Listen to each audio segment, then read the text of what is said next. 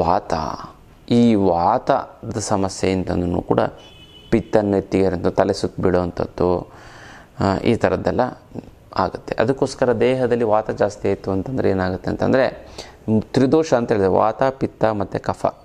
ಈ ತ್ರಿದೋಷದಲ್ಲಿ ಈ ಒಂದು ವಾತನೂ ಕೂಡ ಪ್ರಮುಖವಾದಂಥದ್ದು ಅಂತಲ್ಲ.